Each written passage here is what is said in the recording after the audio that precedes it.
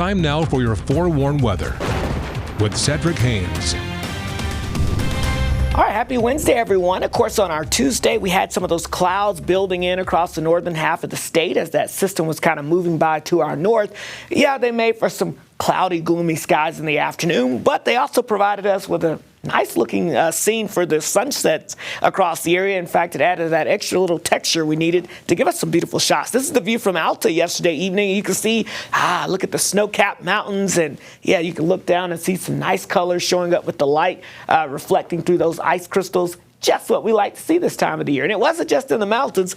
How about at Utah Lake? As you see, as we overlook the lake, I love that, a beautiful sunset reflecting off of the waters there. And yeah, notice we got a couple of kayaks still out there in the scene. So, hey, that's the type of weather pattern we're in and likely going to stay in the next few days. Now, here's the latest on the cloud cover. We still have some of these scattered clouds, particularly across northern Utah this morning, and they'll be with us for a few hours, but they'll slowly decrease as we progress throughout the morning time hours. So I don't think they're going to be a big problem for us. In fact, Futurecast shows you this. These clouds will thin out here as we go towards lunchtime and into the afternoon. Expect more sunshine than what we see this morning. And I think you'll see some sunshine mixed with some clouds this morning, but we'll have more sunshine throughout the state as we go into the afternoon as that high pressure strengthens, which means any storm systems, again, staying well to our north. They're there. The storm track is very active. It's just tracking off to our north. So up towards Idaho, over towards Montana, and over towards the upper Midwest, that's where the storms are moving through pretty much every day or every other day out there. You see another one coming through Friday, but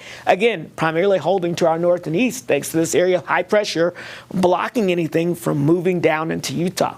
So as we look at your temperatures out there, look at this with the cloud cover across the north. We've got some mid-40s showing up out there. Meanwhile, you get south of the cloud cover, a lot more 20s and 30s showing up. So yes, it's going to be chilly to start in some spots as we kick off the day, but mid-60s for a high today in southwest Utah. That's going to be about 10, 11 degrees above average. How about 59 degrees along the Wasatch Front?